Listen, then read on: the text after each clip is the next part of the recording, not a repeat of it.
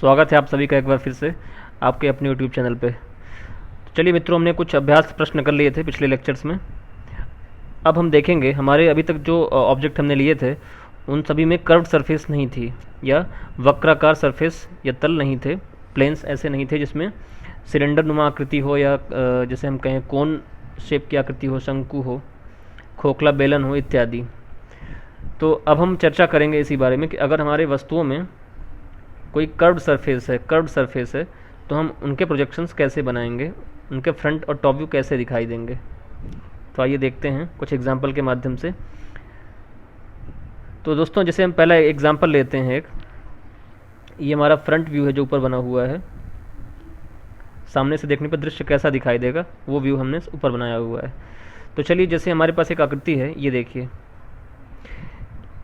इस आकृति में हम देख पा रहे हैं कि हमारा फ्रंट फेस जो दिखाई दे रहा है, फ्रंट व्यू, वो देखिए एक आयतनुमा आकृति है तथा पीछे का जो एक ऑब्जेक्ट है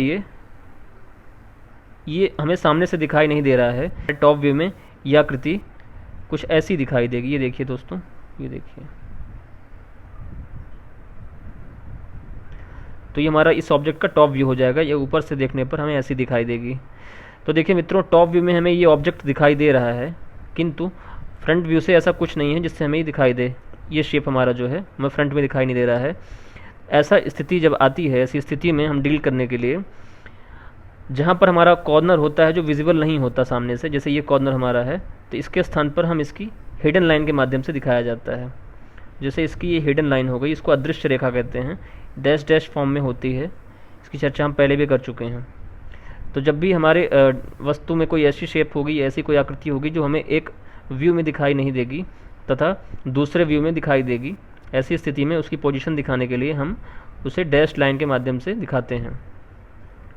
जैसे ये ऑब्जेक्ट 2 देखिए, ये वाला, इसमें देखिए कोई दिक्कत नहीं है। ये हमें 3 स्ट्रिप दिखाई देंगे, 3 आयत दिखाई देंगे फ्रंट फेस में। तो हमारे 3 रेक्टेंगल दिखाई दे रहे हैं। अब एग्जाम्पल नंबर 3 पे आते हैं। ये सिलेंडर है, देखिए ये हमारा खोखला बेलन है, खोखला बेलन या हॉलो सिलेंडर। तो मित्रों, जब इसका हम फ्रंट व्यू देखेंगे तो हमें एक आयत शेप की आकृति दिखाई देगी। आयत कैसे मित्रों? जब भी फ्रंट फेस पे हम देखते हैं तो फ्रंट फेस के लंबवत खड़े होकर इनफाइनाइट दूरी से देखना होता है। अनंत दूरी से जब आप इसको देखोगे तो हमें ये एक आयतनुमा शेप दिखाई देगा। ये देखिए कुछ इस प्रकार से तो हमारा ये आयत शेप ड्रॉ हुआ है, किंतु इसमें एक देखिए अंदर एक ड्रिल किया गया है या अंदर एक होल है। उस होल को टॉप व्यू से अगर आप देखोगे तो कुछ ऐसा दिखाई देगा। ये देखिए, ये होल हमारा फ्रंट व्यू से दिखाई नहीं दे रहा है। ऐसी स्थिति में इसे दर्शाने के लिए हम इसके स्थान पर हिडन लाइन का प्रयोग करेंगे, अदृश्य रेखाओं के माध्यम से दिखाएंगे। तो मित्रों, हमारी ये यहाँ पर ये हिडन रेखा है, हिडन लाइन या अदृश्य रेखा। इसमें अभी एक केंद्र रेखा भी होगी। चलिए उसके बारे में आगे चर्चा करते हैं। देखिए, इस बार हमने एक बेलन का एग्जाम्पल लिया है, एग्जाम्पल नंबर 4 में। इस बेलन में अगर इसकी फ्रंट व्यू देखें तो हमें ये एक आयतनुमा शेप दिखाई देगा। ये हमें इसका फ्रंट व्यू दिखाई देगा। अगर इसका टॉप व्यू देखना चाहो तो कुछ ऐसा टॉप व्यू दिखाई देगा। चलिए कुछ एग्जाम्पल से और समझते हैं।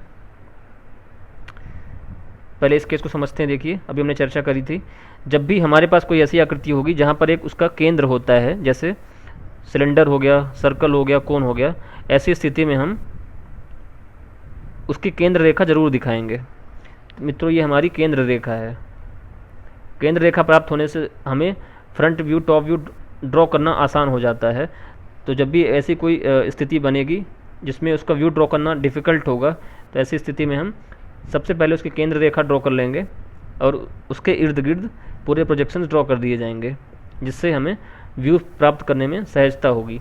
आइए इस केस को देखते हैं, हॉलो सिलेंडर को या खोखला बेलन को।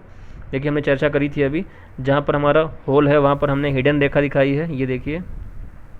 और फ्रंट व्यू हमारा आयतनुमा है, कोई दिक्कत नहीं उसमें, किंतु इसमें एक केंद्र रेखा भी दिखाई देगी जो इसका सेंटर होगा सिलेंडर का। ये देखिए, ये हमारी इस बार केंद्र रेखा है, केंद्र रेखा या सेंटर लाइन।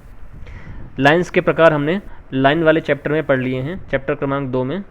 उसमें विभिन्न लाइन, जैसे dimension line, extension line, centre line, जो भी लाइन होती हैं वो सब हम चर्चा कर चुके हैं पहले ही। कुछ शेप और देख लीजिए, जैसे ये एग्जांपल देखते हैं कि ये वाला देखिए, इस स्थिति में इसका फ्रंट व्यू कुछ ये दिखाई देगा, फ्रंट व्यू। इसका टॉप व्यू अगर देखेंगे हम तो कुछ ऐसा दिखाई देगा, ये देखिए, क्योंकि यहाँ पे कर्व सरफेस है, ये देखिए, तो इसका टॉप व्यू कुछ ऐसा दिखाई देगा। ठीक ऐसे ही ये आकृति देख लीजिए आप, इस केस में भी देखिए फ्रंट व्यू में हमें आयत दिखाई देंगे, इसमें एक आयत, दो आयत, तीसरा आयत, तो 3 आयत यहाँ पे दिखाई दे रहे हैं, ये देखिए। तो इस तरह से आप ड्रॉ कर पाएंगे मित्रों। इसमें भी हम केंद्र रेखा दिखा सकते हैं, वो हम जब क्वेश्चन सॉल्व करेंगे तो वहाँ उसकी चर्चा करेंगे। ठीक ऐसे ये भी शेप देख लीजिए, ये भी कर्व नुमा शेप है, वक्राकार शेप है। इसका भी फ्रंट व्यू देखेंगे तो हमें एक ऑब्जेक्ट या रेक्टेंगल ही दिखाई देगा। तो एक रेक्टेंगल ये है, दूसरा ये है, तो हमारा पहला ये, दूसरा ये। तो ऐसी स्थिति में मित्रों जहाँ पे भी कर्व सरफेस होती हैं, जैसे एक एग्जांपल में आपको एक कोन लेके दिखाऊं, अगर मान लीजिए कोई कोन है, कोन का जब हम फ्रंट व्यू प्राप्त करेंगे, कोन का फ्रंट व्यू देखिए तो कुछ ऐसा त्रिभुज के फॉर्म में दिखाई देगा, ये देखिए। और इसका अगर टॉप व्यू हम देखें, ये देखिए, टॉप व्यू में हमें ये वृत्त दिखाई देगा, तो ये हमें वृत्त दिखाई देगा और ये हमें त्रिभुज दिखाई देगा। कोन या शंकु है ये, कोन, शंकु। तो जब भी हमारे पास ऐसी वक्राकार सरफेस या वस्तुएं होंगी या सॉलिड ज्योमेट्री होगी तो उनके हम फ्रंट व्यू, टॉप व्यू और साइड व्यू ड्रॉ करना सीख चुके हैं। अब इन्हें हम प्रश्नों के माध्यम से व्यूज़ में देखेंगे। तो चलिए अगले क्लास में मिलते हैं एक नए प्रश्न के साथ। तब तक के लिए थैंक्स फॉर वॉचिंग।